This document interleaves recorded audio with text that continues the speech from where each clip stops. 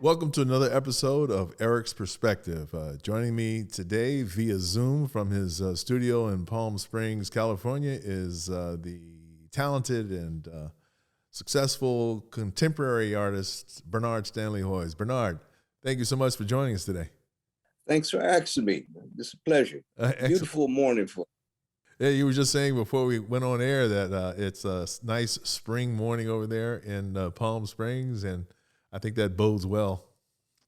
I just got over a studio tour over the weekend, so I'm kind of charged up for that. After not too often I have visitors to the studio, but over the weekend we had people coming in. So when people come in and appreciate the work, kind of fortifies you. I can imagine. And for them, it must be a real treat too, because here they have the opportunity to see you in person and to see where you work and maybe get an insight into how you put these pieces together and so forth. And we're going to try to explore some of that in this podcast as well. Yeah, we'll be happy to help you. Thank you. So to start from the beginning, so to speak, I would love to for you to tell us, where were you born? I was born in Kingston, Jamaica. Okay, and then is that where you were raised? Yeah, I was raised. I was born in a precarious situation, having a young mom with a father that went to the States and never came back. Oh no! And she had to work to support me. So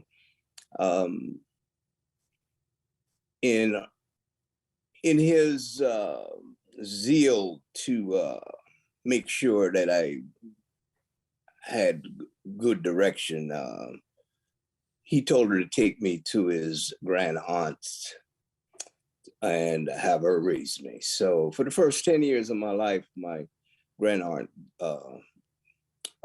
took care of me and gave me my foundation as a person growing up in Jamaica with all the cultural sensibilities that made me the artist I am today. Oh wow, let's pay tribute to your aunt as well. That's fantastic. And so, can you recall how it was you got started in the arts? As I understand it, you were pretty young. Yeah, and that was because, again, my aunt, she had a backyard church. She was kind of an interesting matriarch. She didn't like the government schools, so she wouldn't send me to the government school. So basically, I was raised in the yard, doing chores, taking directions from her, learning how to take out the animals. We had a menagerie of different, goats, duck, chickens, donkeys, so they had to be fed and they had to get exercised and, the whole thing. So I grew up being basically a yard boy. Yeah. And so in my free time, we used to make soap. And I think that's where the imagination started to take hold of. So we'd make these big blocks of carbolic soap. And I would carve them. Because we'll cut them down to consumer size and we would sell them. Uh-huh. And so the sensibilities started off like that. Oh. So, and then I would copy comic books, but organized schooling, I didn't see until I was 10 years old. Oh, okay. So more or less, you were, I guess you could say, kind of homeschooled in a way, I would imagine, right? I mean, yeah. In a way, because she would make me. It wasn't that I was learning my ABCs and 1, 2, 3s. Uh-huh. I would kind of learn by people talking about it and she given me passages in the Bible to memorize, which I was, for some reason, I was very good at it. But it spoiled me because I faked my way all the way to high school. People thought I could read, but I really couldn't. All you had to do was give me the verse and I would memorize it, and or show me the page and I would read it off the page. Somehow I was just putting that together, and I was getting away with it for a long time. So did you go to high school in Jamaica? No. When it came time for me to go to higher education, I couldn't pass the aptitude. They have a all island examination.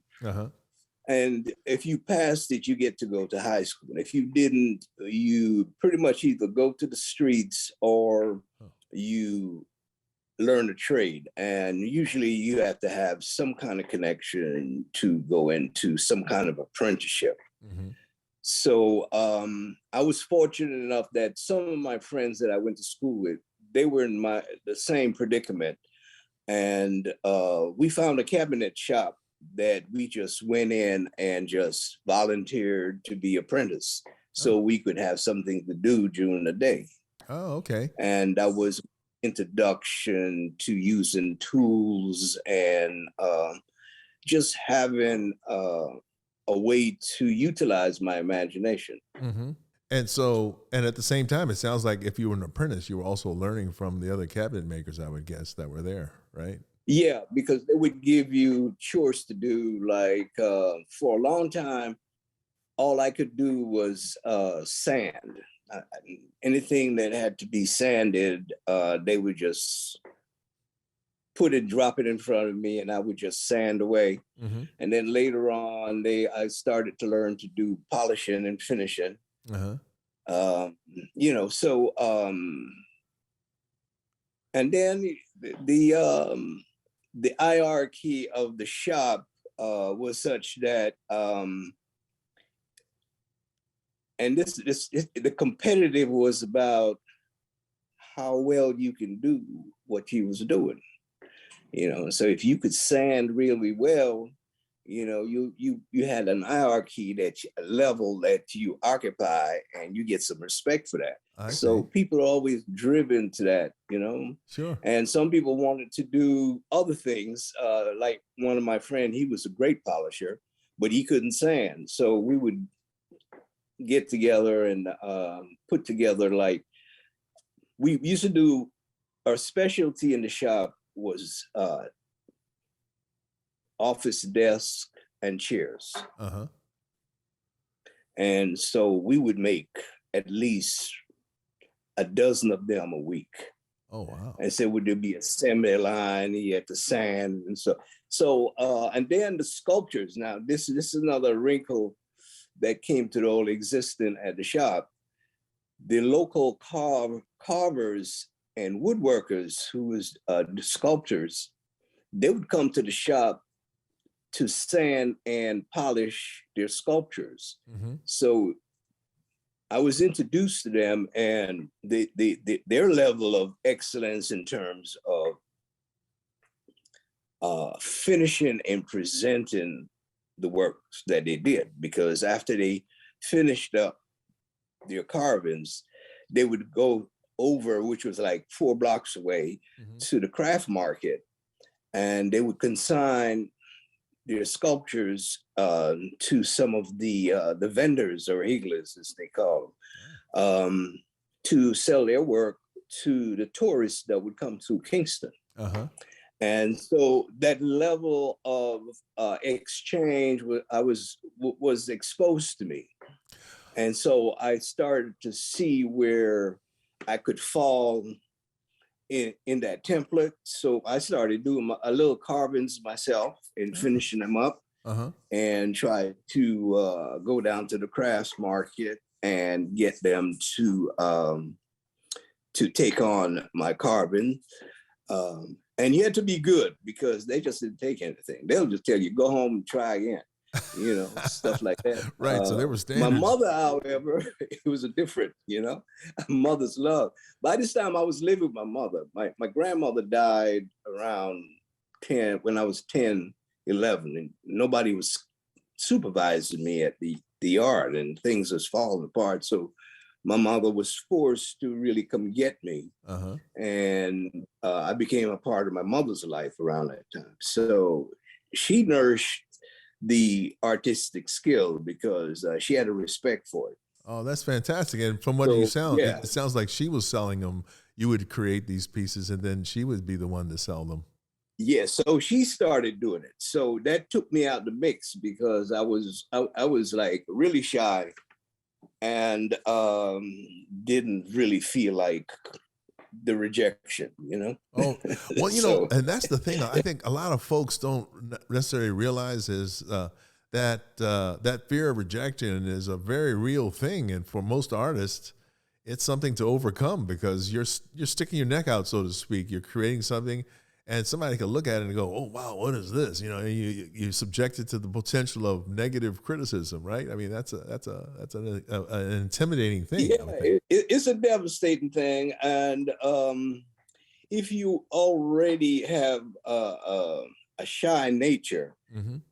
it even makes it worse because just one rejection can put you deeper in the depression of shyness, because it's in a depressed state, really. Oh yeah, I I, understand. I still have issues with it myself as an artist. I Mm-hmm. don't present my work too often. Uh-huh. Most of the time, I've gotten through over the years, really, to tell the truth.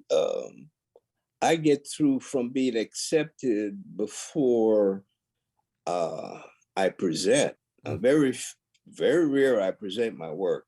I try to set up a situation where my work could be presented, but by that time, I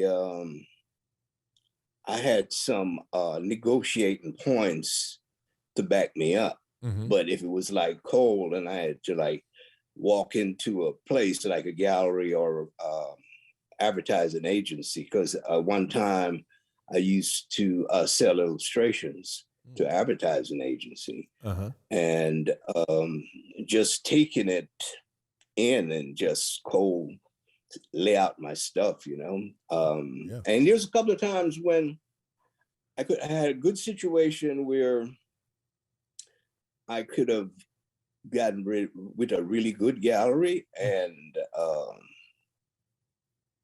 took it the wrong way when they told me to come present my work. And they wanted me to lay out my work in a parking lot. Oh boy. And I just said no. I was going to say, right, it has to be some dignity to the situation, right? A parking lot. No, I said no. I don't. No. Not for I'm not going to be rejected in a parking lot for everybody to see. That was like, but for them it was a convenience. Oh yeah, I'm going to the gallery, so why don't you bring the stuff? And the one time I was brave enough to do it, Yeah. but it was happening at such a lightning speed. I was on my way to New Orleans. My truck was already packed up with my paintings. I was on my way to do a show, and Richard Pryor sent notice for me to bring some work for him to see. Oh wow. And so I figured, I have paintings in the truck already, so I just drive by his house. I got his address, went by his house, Yeah. and he met me in the driveway, and he wanted me to take out the paintings in the driveway.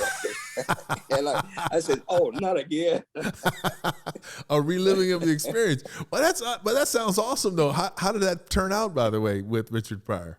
Oh yeah, well he cherry picked the exhibition because I just went ahead and said, well, okay, I'm in the mode of showing. I was really proud of the work that I was taking to New Orleans. Yeah. So I didn't mind. And this was, of course, Richard Pryor. Yeah. Oh my God. And, how cool is that to get him as a collector of your work? I mean, yeah, he just went through and just picked out. I think he picked out 3 pieces. I said, I'll take that one, and that one. And he said, but I can't stay long. I got to go. And he left me there packing the stuff back. And he was the chauffeur came by with let me picked him up, and they went on. He was at to fly out. Oh, okay. But it was the whole episode lasts maybe 20 minutes at the most. How cool is that though? That's so cool. Yeah, at the time it was an excitement. It was that, and I had to call the gallery, and that's another thing. I was nervous about that because I already promised them I was going to bring him a certain amount of work, right? And the 3 pieces that he chose was 3 of the strongest pieces, and they were using them to promote the exhibition. Okay. So they were game. They thought it was real cool too. When they said, "Oh, so we just put on in the collection of Richard Pryor." I was going to get ready to say, I mean, that would be a big plus. All of a sudden, now you've got Richard Pryor as a collector, and as a gallery owner, I know that's what I would have done. I would have said, "Hey, wait a minute, that's very cool. We can say that, you know." Yeah, and so the next issue was that, do they get a commission? So we had to negotiate. You had to negotiate that. Yeah, they were worthy of a commission for the sale.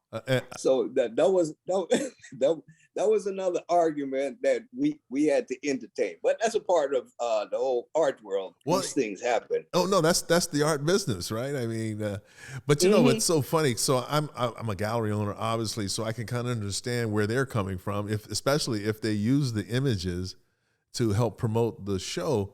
On your side, though, on the other hand, they didn't have any direct, I don't know if Richard Pryor, is that how he became aware of your work, was through them?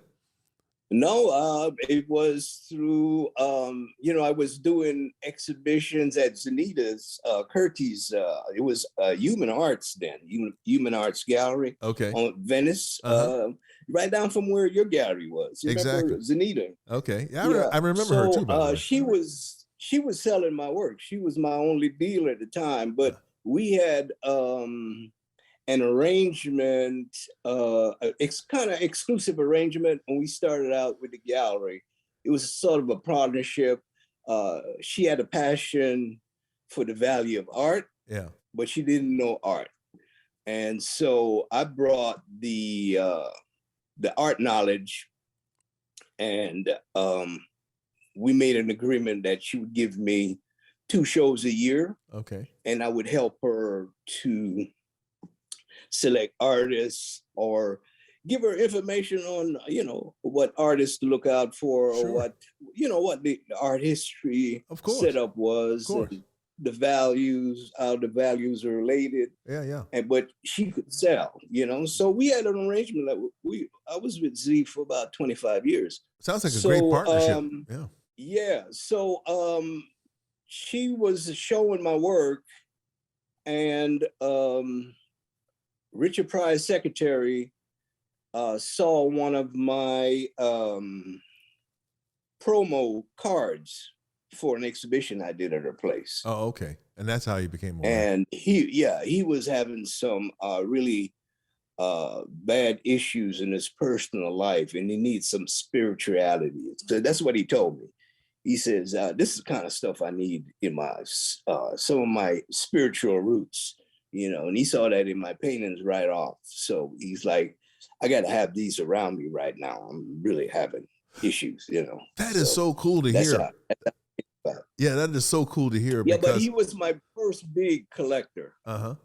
Yeah. But the fact that that's what he said was the reason for him being attracted to your work, to me, is so cool to hear, because it shows that art is not just to decorate the walls, or maybe some people look at it as an investment, but it can also be a source of inspiration and relaxation, spirituality, you name it. And that's the thing. It's a tribute to him as a collector, and a tribute to you as an artist, that that was what motivated him. I think that's really outstanding. Yeah. Yeah, and I to tell the truth, I didn't give him any resistance with the fact that he was cherry picking the exhibition, because when he was picking the pieces, I was saying, "Oh man, he's getting all the best ones." In the back of my mind, I was saying, "I'll let him have one of the three and let him choose another one, that kind of thing. Right. And I'm saying, don't bicker with the man, let him have his passion, Yeah. How often are you going to be in this position? Because, Right. as an artist, I don't get in that position, especially on a personal level. Yeah, sure. My dealers get it because they have to make the exchanges. With me, I don't get that too often, especially around then. And it was really putting me into another bracket, because here's another thing too that was really perfect about the situation. I had a list of the inventory of the paintings with the prices already stated. So all I had to do was underline list and show him what the paintings were and what the price was. I didn't even have to say it. There you go. He says, so it was no big, no big sales pitch or anything like that. Right. So it was an easy transfer. It was like, at the time when it was happening, I always believe in about the fate of my work, that there's a strong fate factor, a destiny factor that deals with the work that I create. And so when I come up on events like this, I go into that mode and I start looking what fate had brought, and then I tried to play out the perfect sense of that fate, and the fate was being truthful to the exchange. He wanted those three. Right. He should have those three because he's willing to pay for them. A bird in the hand is worth two in the bush. Absolutely. I'm taking them all, because I'm driving all the way to New Orleans the next day, really, to tell the truth. Yeah. And on the way to New Orleans, this occasion come up to me. So it was placed in my path. And so I had to have faith in what's placed in my path. Oh, no, absolutely. And I had to go with it, Yeah. So it was eventful like that. And so everybody played their part. And the thing is that we worked out a deal. I worked out a deal with the gallery.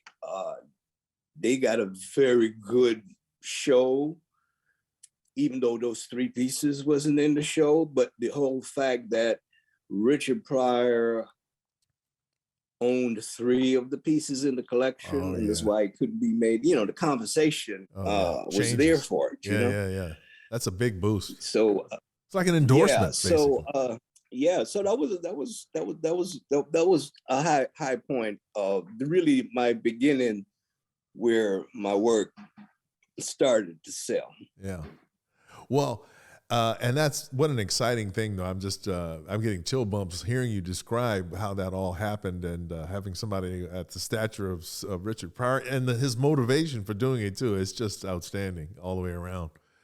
But I just was curious now, going back again, at what point did you start taking lessons, or did you go to school for art? I mean, how did that end up? How did you make that transition from basically you were like watching the cabinet makers and the folks that were coming in, the carvers that were using the facilities to finish their pieces and so on, and what a great inspiration that must have been. But at what point did you start figuring out how to paint and draw and all the rest of the things that you're so good at now? Well, it came kind of innately,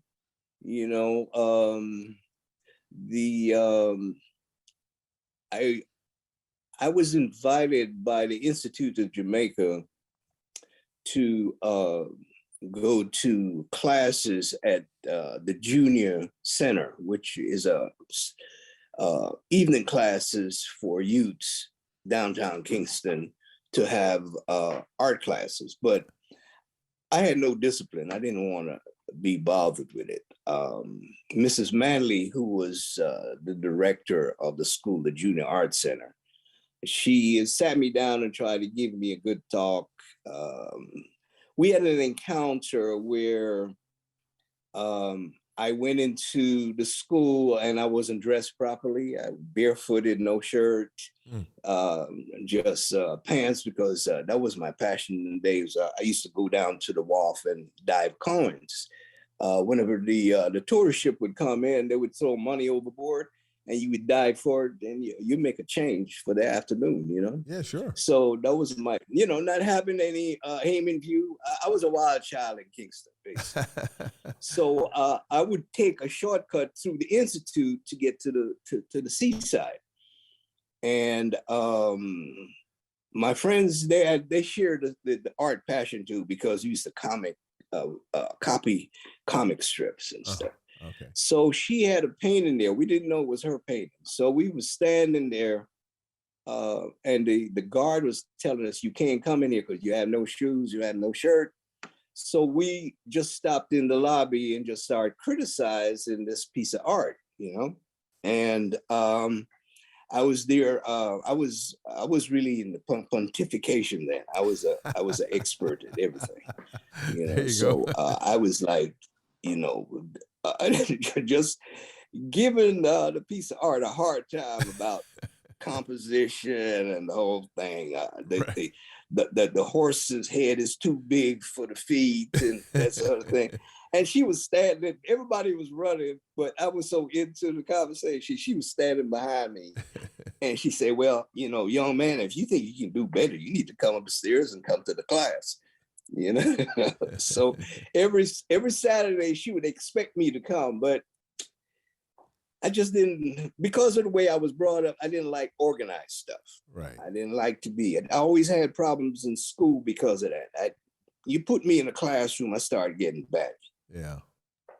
So I would make it to the class, and after the first 5 minutes, I started getting fidgety, and I would leave. So I never really spent any time. But the setup and the tools and the whole arrangement, the instruction cameos on the board, I would pay attention to those things. I would just pick them up, and then I would go home and do my thing. Mm-hmm.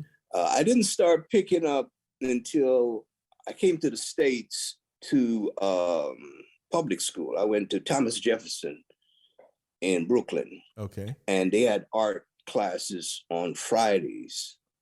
And that was my favorite time going to school. So I used to spend a lot of the time. I used to spend almost all day Friday in the art class. And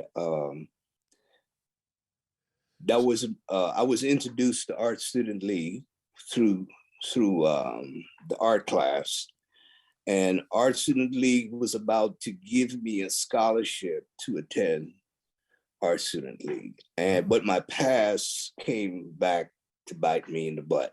Uh-oh. They gave me an aptitude test where I had to do I had to read a passage so that they know I could read, and it was embarrassing.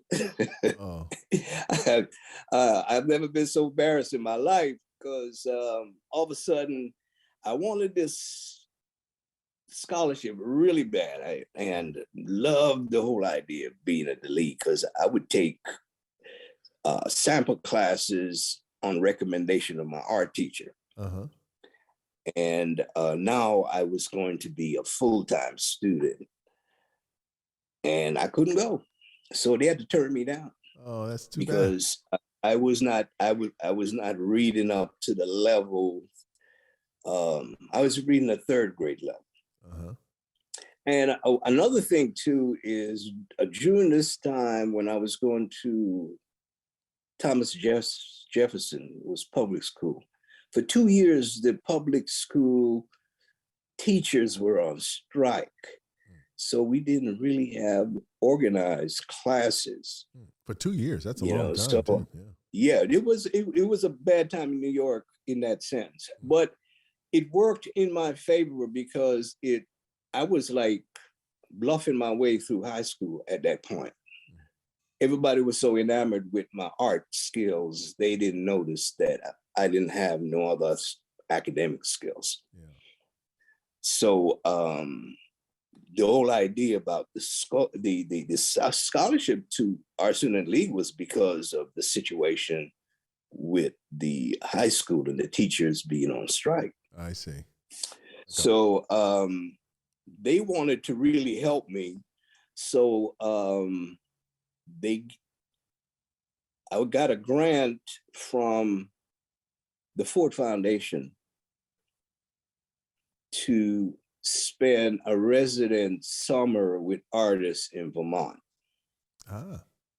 And that's where I picked up a lot of my skills artistically, portraiture, lines, all that.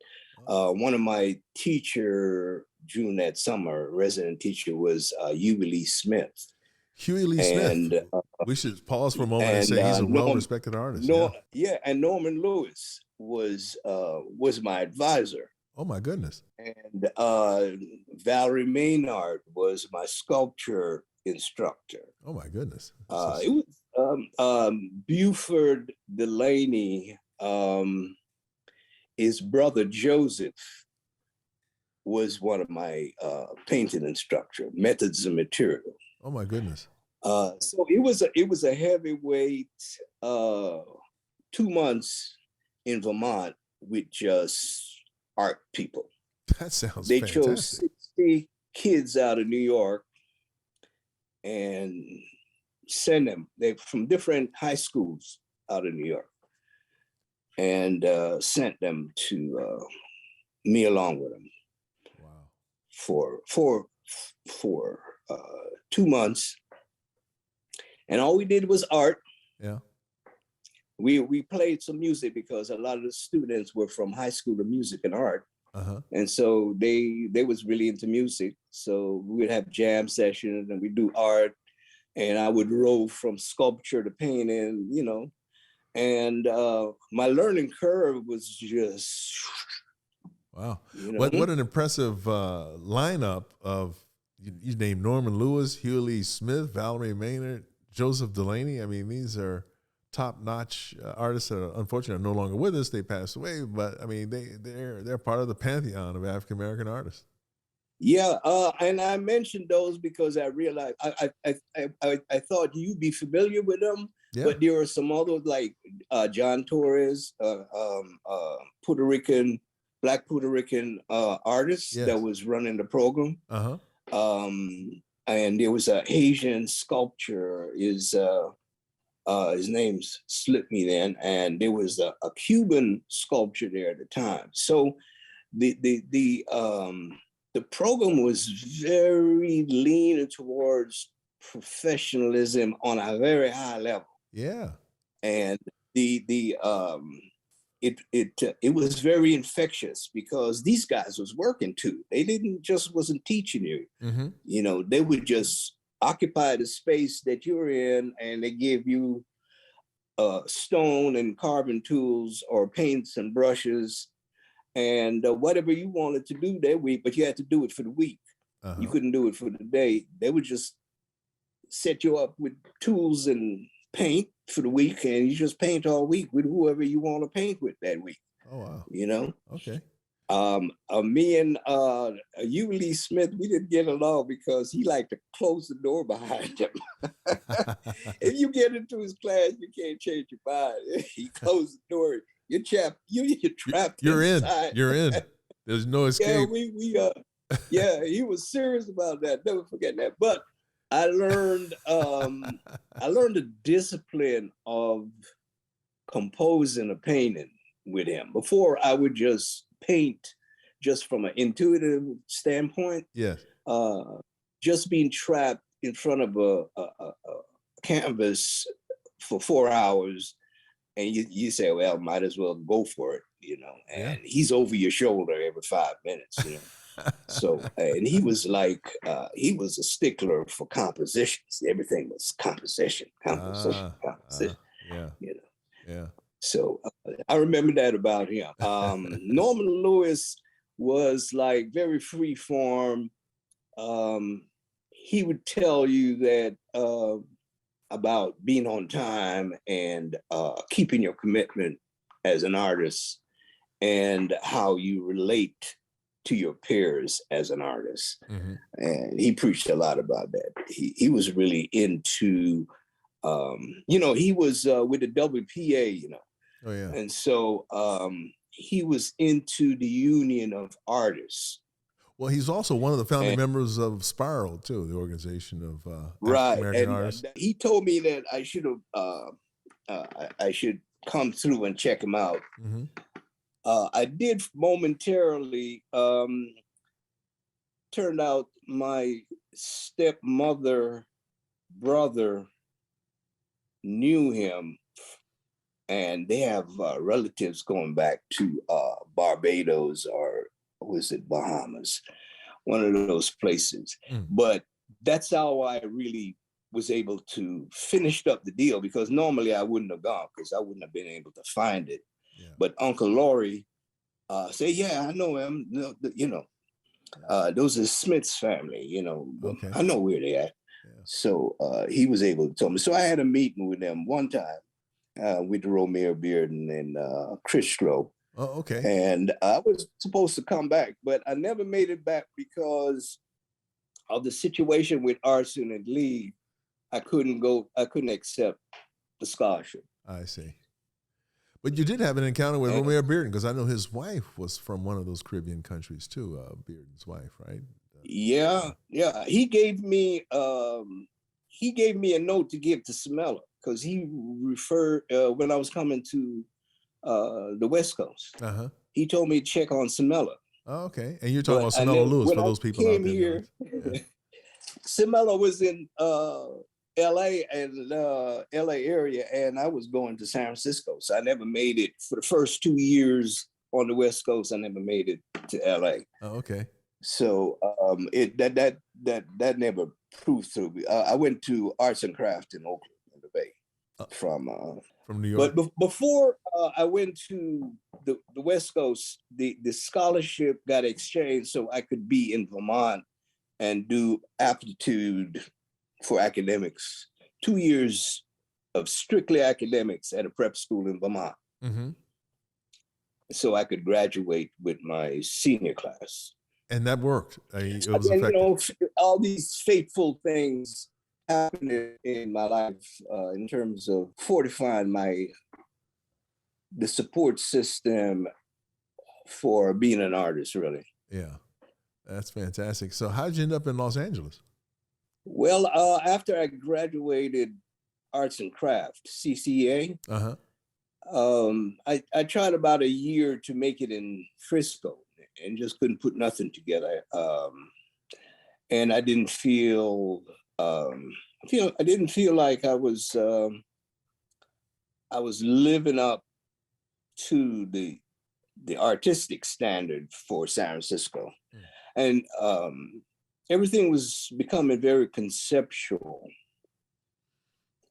And I still was in a zone of representational with my work that I didn't exercise yet. And I was looking for a way to exercise it. So my cultural roots kept calling me, telling me, so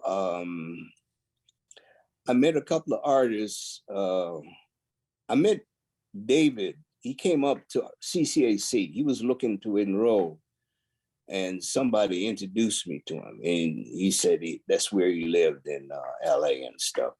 My roommate was also from Los Angeles. Oh, okay. But he wanted to be an animator.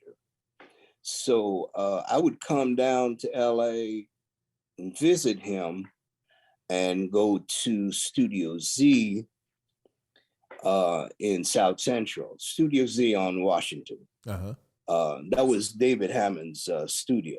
Okay. And when you said David just now, that's who you were referring to, David Hammond. Yeah. Okay. But then again, I wasn't fit in very right because the conceptuality was even more glaring there. And I'm still was trying to be a painter, and I was trying to do cultural representation. Yeah. But they respected my skills, but I was very young too. I was one of the youngest of the group. Yeah. So I just pretty much was just taking in the scene. Then David moved to New York, and then it was on his power that the studio was even there, because he was the signer on the lease for the studio. It was his studio, and whenever he went to New York, he had the people at Studio Z to rent it as not really rent it, to use it and pay the bills as a community center. Okay. So it became a community of artists, you know, Joe Ray, Rojo, Ojenki, a lot of poetry, a lot of the South Central Watts poets ended up doing residency over there. Did you ever? And of course, some musicians. Yeah. Did you ever encounter Brockman Gallery? Did you ever have any relationship with them? Yeah, I did. I was introduced to Dale, and but I didn't have any work, and I was still trying to find a space, and I was kind of homeless.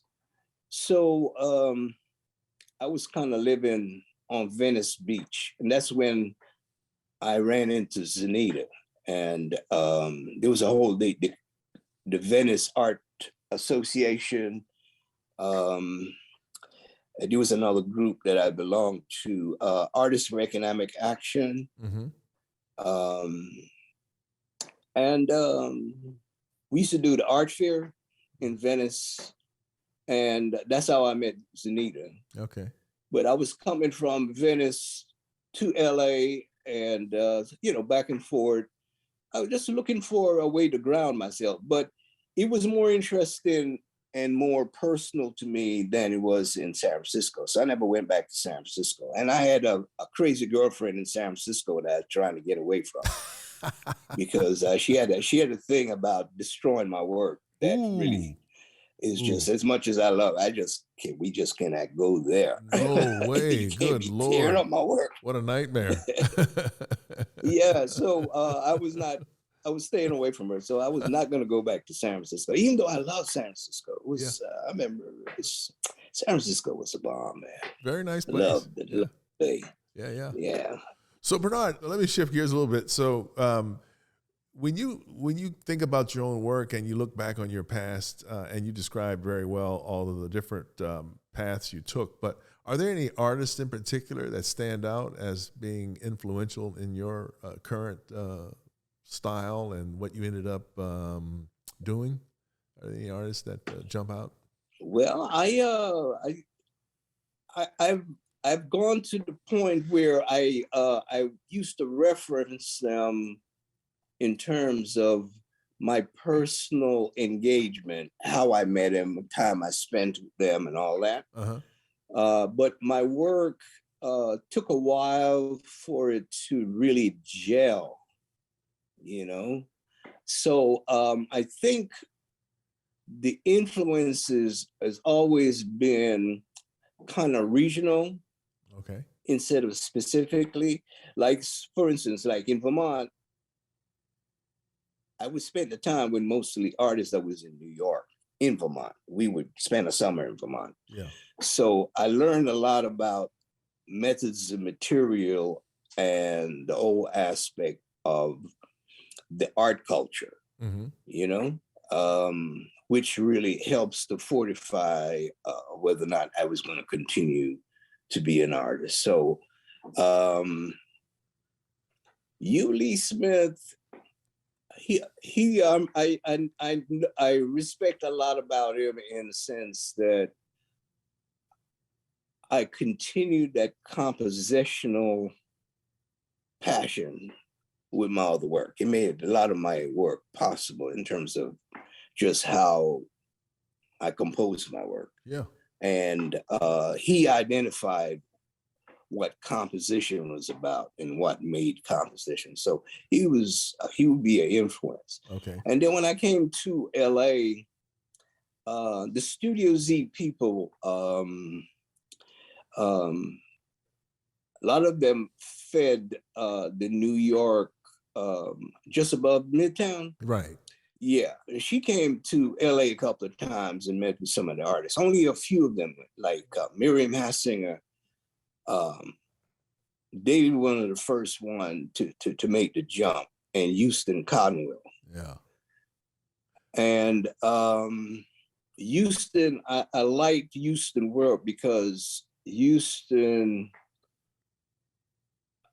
identified to me about the respect for the juju, African juju life, because he used to call me, because I come from Jamaica. This was even before I really started the revival series. Right.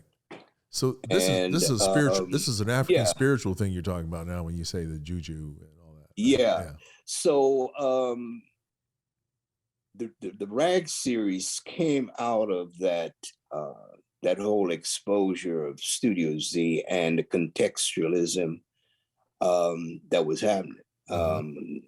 Susan Jackson, Don Consular, there was that level of community, but everything was about conceptualism, and and the whole thing of contextual concepts and things like that. So the Rag series were born out of that, and where I was trying to find my way into the idiom of contextual art. Okay. And how I could relate to it.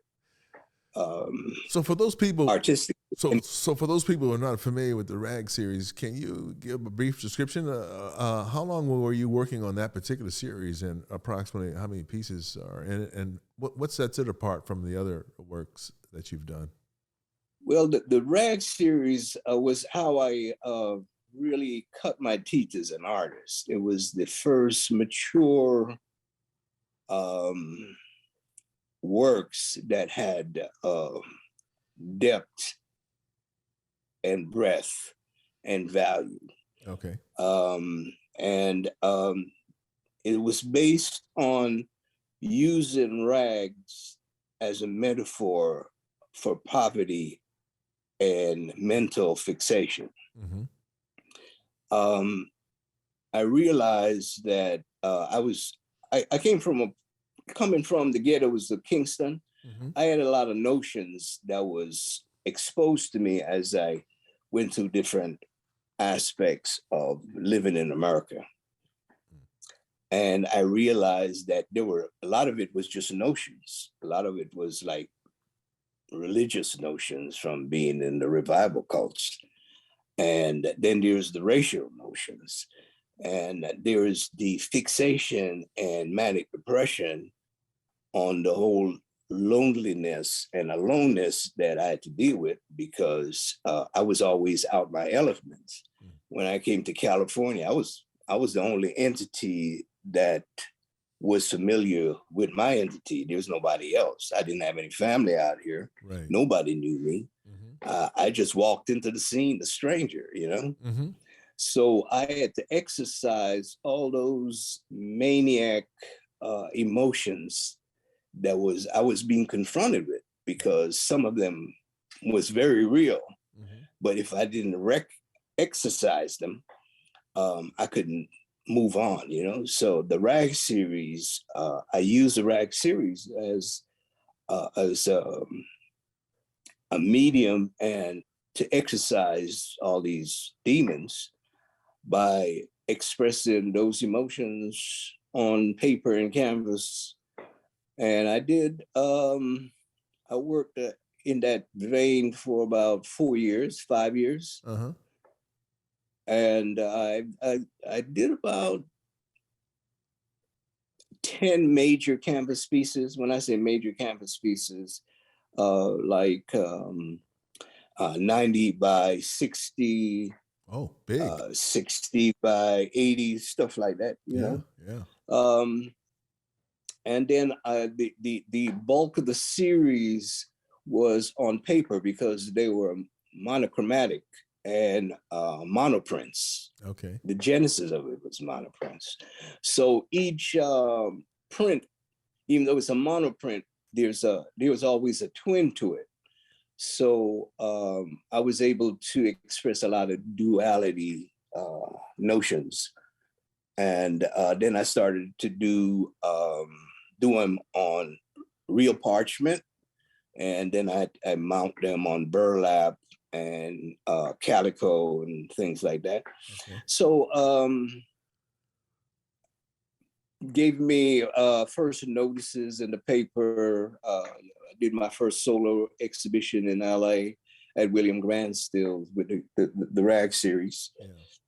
Awesome. And my first sales that I made with art, because a lot of, like I was saying, a lot of it was on paper. Uh-huh. So I could sell them at a low price, but it was tough selling because everybody wanted work on canvas. So I would do some on canvas. Uh-huh. And my median price was $200. Everything was $200. So it kept me going. Yeah, excellent. So Bernard, what are you working on now? I should say, in the background next to me, behind me, I should say, and to my left is a piece that you just did last year. The title of which is Reimagining Nanny of the Maroons. And it's, speaking of works on paper, it is on paper. And as you pointed out, it was selected by the LA City Cultural Affairs Department to be included in their African American calendar and cultural guide that was just put out for 2023. So is this well, first, can you describe that piece? Because I think it's really interesting. You have this woman and she's standing there, and I don't know that a lot of people out there may or may not be aware of what the Maroons are. I mean, that's a group of people that were in Jamaica, right? Yes, the Maroons, they establish a compound in the hills of the cockpit country in the Blue Mountains of Jamaica. They have their own sovereignty because it was granted by the crown back in the 1800s. But for about 100 years, they entertained a space for individuals that did not want to deal with being a slave and being enslaved. And they were able to run away to the mountains and exist in a free state. Yeah. When the Africans came to Jamaica, because a lot of times they would bring the Africans to Jamaica to debrief them before they even bring them to the mainland of the U.S. Mm-hmm. Kind of what they would call taming them. Right. They all knew that if they would escape, this is where they could go. And so it became a natural state of free living for Africans in the Western world. Mm-hmm. And it's something that they've been fighting to maintain the sovereignty over the centuries. They're still fighting it because in the cockpit country, the discovery of uranium and a lot of expensive raw minerals, they would like to nullify the sovereignty. Sure. And start to commercialize the area. Sure. So, they have a strong leader now that's trying to give cause to make the cause known internationally. Anyway, Nanny of the Maroons was one of the champions, one of the leaders of the military. She and her brothers. She had 3 brothers, and they were all military engaged with the British for their lifespan. Wow. And she's a national hero of Jamaica. Oh, okay. Well, it's a wonderful tribute you did to her, by the way. That's she's on the $500 bill. Oh. And she's just a national hero. They had a competition to reimagine the image, because nobody have an image. They don't even have a photograph of her. So everything is artistically generated. Yeah. So I threw my hat in the ring with that piece. I was kind of late for it, so I rushed it. But the thing was that a lot of my work is based on intuition and motivation, and I was very motivated to do the piece. But she came to me through looking at relatives, between my wife's relatives and my relatives, and you notice the enigma of these individuals. There's a certain look about them, the determination, the accentuation of the deep rooted bitterness that they well up inside, you know, but they're existing and they're surviving. And I wanted to express that.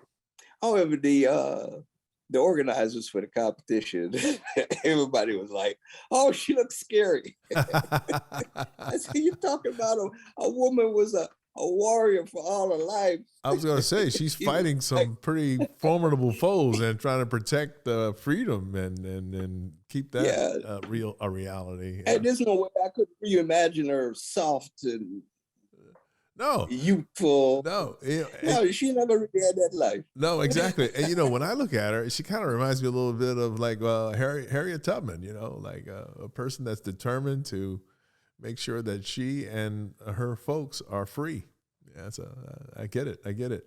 So, what other stuff are you working on nowadays? By the way, it's interesting that I spoke a lot on the Rag series, because now I'm doing some extrapolation using the motifs and the stylistic references to that metaphor and to grow it.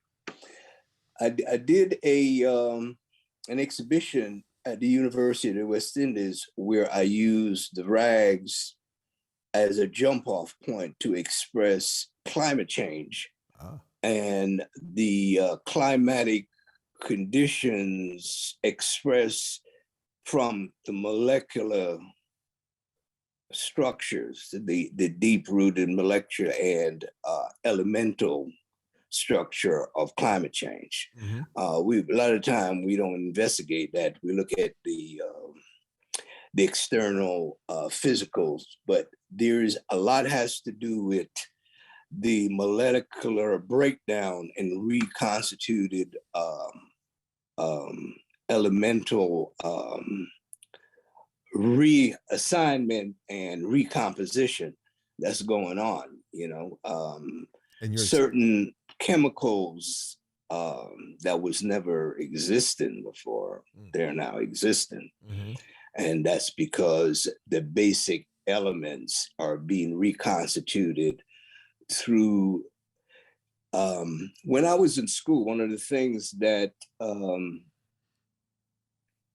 excited me about chemistry was about the production of proteins and the fact that proteins can be reconstituted in a closed experiment. If you put the basic elements in a vacuum and charge it with electricity, with enough time and voltage regulation, you can make different molecular structure. And you're exploring this in the artwork as it relates to climate change. So the basic elements, that in the atmosphere gets recharged by the heat or the cold, and it's reconstitution. Sometimes accidentally it creates an element that wasn't there before. Mm-hmm. And a lot of the natural environmental thing, the plants and the animals can't deal with it because they never had to before, including humans. Right. There are some toxic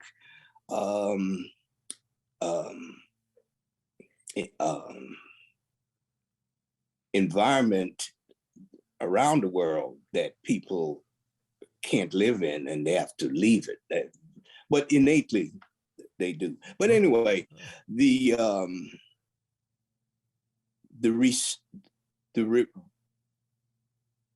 rag series and the fact that I used the monoprint and the conceptual nature of the rag series and the monoprint allows me to move conceptually out of the pictorial realm and into the using color. Now I'm using more colors than I used when I was doing the rag series. Right. Rag series was like monochromatic, right?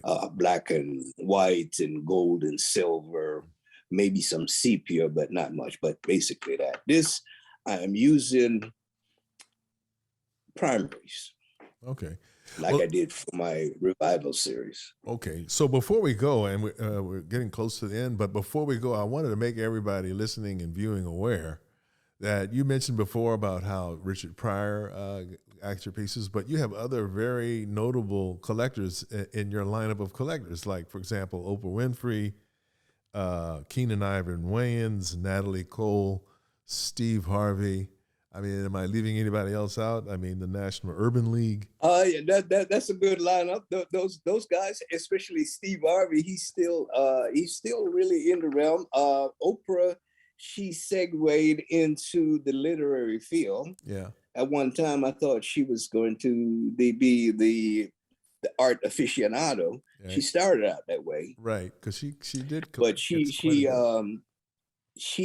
was more at ease with literature, and writing, and she went that way big time. Yeah. And then also before we go, I just want to ask you to let everybody know if they wanted to check out what you're up to. You mentioned before that some people at least are able to come view your you at the studio. Is there anything coming up, by the way?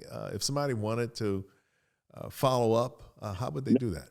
Oh, well, for the first time, I can focus on picking up where I left off with the rag series when I did the climate change exhibition at the University of West Indies last year. Okay. I was able to introduce the style of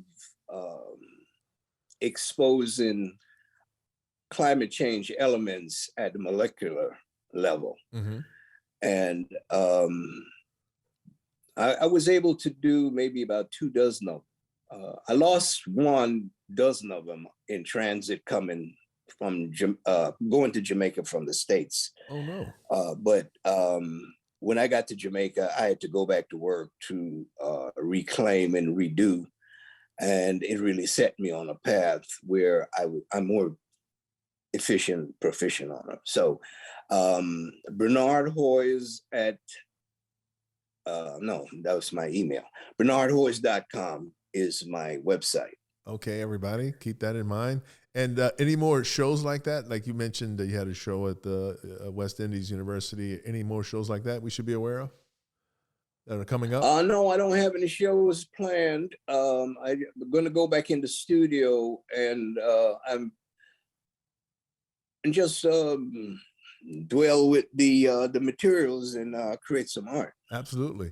And then one last point, I just wanted to actually, this just popped into my head. So before we sign off, I just want to make everybody aware. I don't know if you still do this or not, but I know that you would create works while you were in Jamaica. And then when you signed it, you would sign your name and then you would put JA afterwards to indicate that that was created in Jamaica. And then when you were in your studio in California, you would create stuff there.